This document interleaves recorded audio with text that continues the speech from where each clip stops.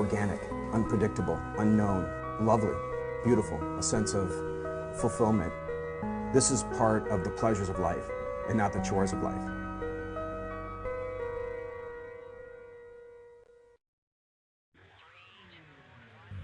Coming up on Daily Iowan TV, housing limitations. Find out why the Iowa City City Council passed an ordinance that could restrict the number of non-family members living together. And technology updates. See what new technology will be permanently adorning Iowa City streets. And in sports, our pick for Coach of the Year.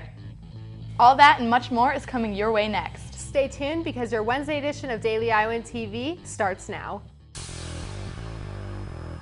I'm Tom Brokaw. For more than 100 years now, the University of Iowa community has been waking up to the Daily Iowan.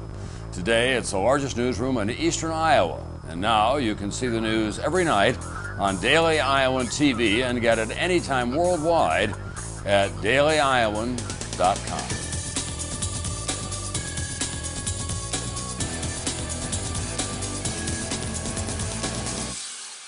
Thanks for tuning in and welcome to the last Wednesday edition of Daily Iowan TV for this semester. I'm Emily Bussey. And I'm Anna Theodosis. Despite protests and a meeting crowded with more than 100 people, the Iowa City City Council voted Tuesday night to approve an ordinance that would change fraternal housing rules.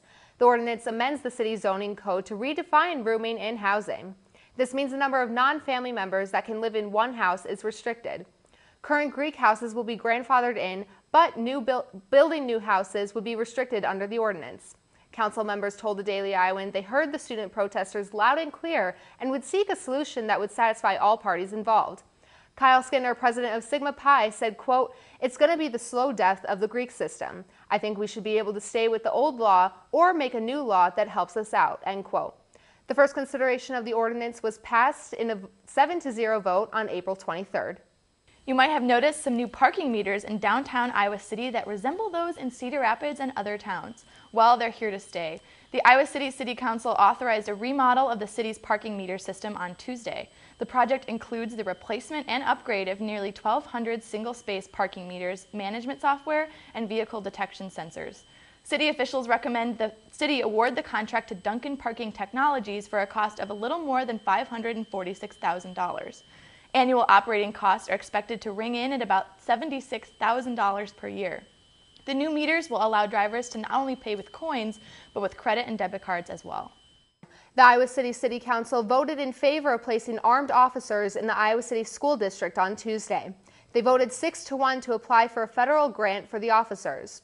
The school district would use the grant to put 1 or 2 officers on its campuses. Iowa City Police Chief Sam Hargadine told the council he supports using school resource officers. He said, quote, "For the police department to get involved in positive relationship building, the program is where I see us being able to do that.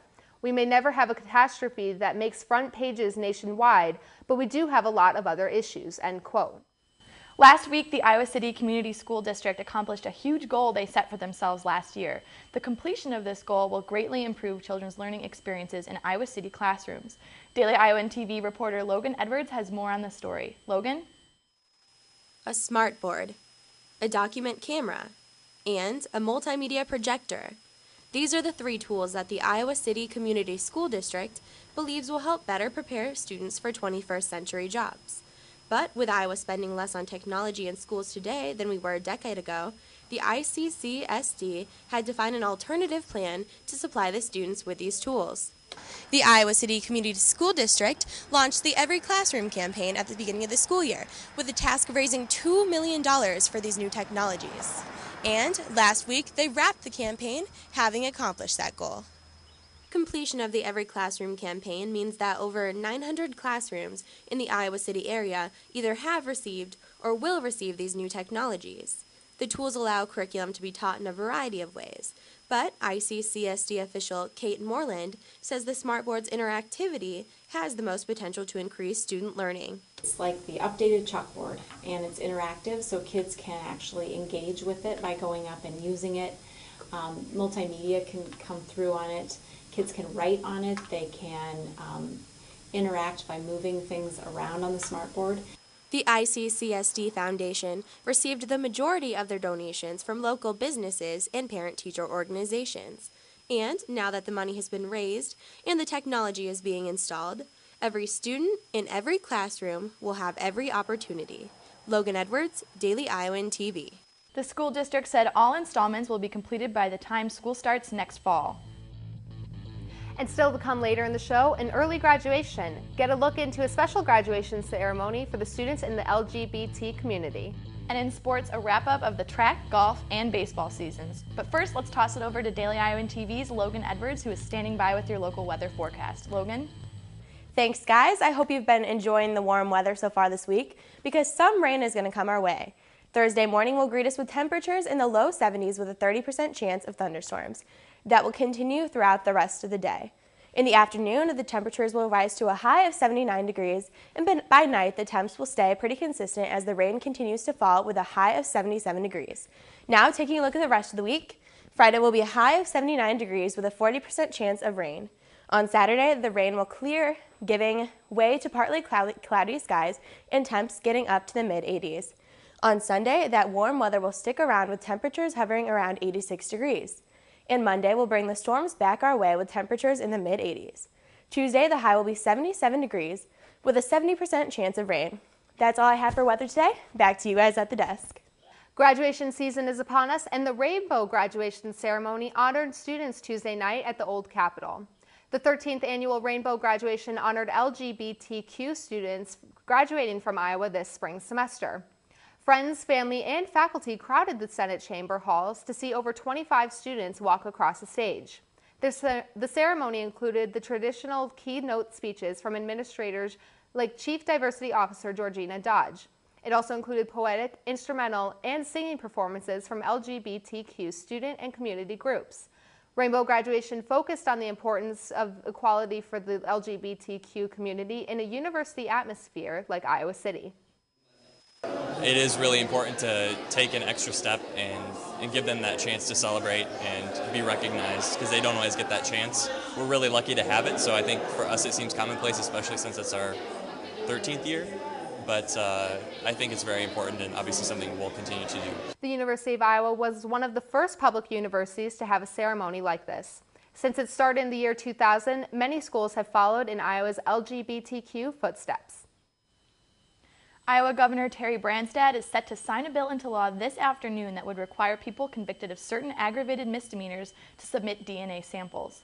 Those samples would then be sent to the federal DNA database. The bill only requires these samples from adults currently. Currently, only convicted felons and sexual offenders must submit samples. The Senate changed the bill to exempt deferred judgment cases and misdemeanors related to hazardous waste, agricultural production, and gambling. Traffic offenses are also exempt unless a person has 3 operating while intoxicated convictions in 12 years. Columbia University in New York City is looking to change the terms of a fellowship that can only be awarded to white students from Iowa. The Lydia C. Roberts Graduate Fellowship states the money can only be given to, quote, a person of the Caucasian race. Roberts died in 1920 and left most of her estate to the university. In addition to the rule regarding race, recipients of the fellowship must be from Iowa, must not study law, and have to return to the state of Iowa for 2 years after graduating. University officials filed court papers last week seeking to change the race requirements of the fellowship. Columbia hasn't awarded the fellowship to any students since 1997. And now let's take a look at what is happening outside of Iowa. Philadelphia doctor Kermit Gosness was sentenced to a 3rd life term for killing an aborted baby on Wednesday. Gosness was convicted of first-degree murder in the deaths of 3 babies born alive in his clinic who he then stabbed with scissors. He was given 2 life sentences Tuesday in a deal with prosecutors that spared him the death sentence. This sentence offers no chance of parole, and Gosnell will spend the rest of his life in prison. A couple filed a lawsuit against the state of South Carolina for an unnecessary sexual assignment surgery performed on a toddler. Pam and Mark Crawford are suing the Department of Social Services for the surgery performed on their 16-month-old child, who they adopted and raised as a girl. According to court papers, the child was born with male and female parts, and doctors removed the child's male genitalia. Crawford's lawyers say that, quote, the doctors knew the sex assignment surgeries on infants poses a significant risk of imposing a gender that is ultimately rejected by the patient. And now we'll toss it over to Kate Constable, who is standing by in Daily Iowan TV's sports studio with everything you need to know about the black and gold. Take it away, Kate. Hello and welcome to our last Wednesday of the year in the Daily Iowan TV Sports Studio. We will continue giving out our end of the year awards as we announce our pick for Coach of the Year. We'll also have a full wrap up of the basketball, golf, and track season, so be sure to stick around. But first, let's hear from fans around Iowa City to find out which Hawkeye coach they enjoyed watching in action the most this year. I'd say Coach Brands is probably my favorite coach, the wrestling coach at the University of Iowa. Only because what he's done with the program, kind of how we weren't doing so after Coach Gable left, and he's returned the program back to what it used to be, which is the best wrestling program in the country. So I think Coach Ferentz is probably a close second, but I think what Coach Brands has done is really impressive. Ferentz. Why is that? Because he's a boss. My favorite coach is Kirk Ferentz, the football coach here. He's my favorite coach because he's a very hard-nosed guy. You barely ever see him crack a smile, and they don't do anything special. They just play smash mouth football, and that's a reflection of the coach. So I'm going to say Kirk Ferentz is my favorite coach at the university. I'd say Fran McCaffrey. Why is that? Came in right away, made an impact. The players seem excited, and the whole school is kind of getting back behind Iowa basketball again. Well, it's clear that fans really enjoyed watching the high-profile coaches this season, but I'm happy to announce that we have chosen a coach who might not be as well known, but whose accomplishments definitely didn't go unnoticed. In only his third year at the head of the men's gymnastics team, Coach J.D. Reeve earned himself Daily Iowan TV's Coach of the Year after leading his team to the most successful season in over a decade. Reeve and the team finished the season ranking 5th nationally after their finish at the NCAA tournament, earning them the program's best finish since 2000. The Hawks also finished the season with 3 All-American honors, marking the most since 2005. Gymnasts Anton Grayashev, Javier Balboa, and William Alpter all qualified for individual events at the NCAA tournament. Grayashev and Balboa finished in the 7th and 8th spot, earning them All-American honors on the bars, while Alpter rounded out the 10th spot. Despite a terrific 2013 season, Coach Reeve is still in search of his first ever national championship and is eager to get to work next year. The men's gymnastics team wasn't the only team who wrapped up their season strong. With more black and gold updates, we'll now toss it over to the newsroom with Annie Costable for our daily Iowan TV sports news update to find out how the Iowa track, golf, and baseball teams fared this season. Annie? Yeah, Kate, the Iowa track and field team finished on a high note this weekend, crowning 3 individuals and 1 relay at the Outdoor Big Ten Championships. The number 18 men's team finished 5th overall, while the women's team wasn't far behind in the 11th spot. The men's relay team grabbed the team's first gold since 2001 with a time of 40:21. The baseball team, on the other hand, didn't have quite the season they hoped for. The guys finished the season with a 19-27 record, but finally won their first season series this past weekend against Michigan State. They'll wrap up play this weekend as they head to West Lafayette to take on Purdue. From the diamond to the course, the men's golf team will compete in the NCAA Regional Tournament in Tallahassee May 16th to the 18th, where they'll look for a top 5 finish in order to advance to the NCAA championships. Kate, that's all I have for you. Back to you guys in the studio. Thanks, Annie. Our time today is almost up, but before we go, be sure to tune in tomorrow for our very last show of the year, but our very first live show. We'll also have the one and only Fran McCaffrey on set with us tomorrow for the first time ever. You guys won't want to miss it. Back to you, Anna and Emily. Thanks, Kate. And only with Daily Iowan TV can you get an exclusive sneak peek at what you'll see in Thursday's pages of the Daily Iowan. Find out about a new group creating buttons to promote a positive perception of feminism. And learn why downtown staple Pizza on Dubuque is moving. That's your latest edition of Daily Iowan TV. Be sure to tune in tomorrow when we go live for a special 30-minute newscast at 9:30 p.m. as we sign off for the spring semester.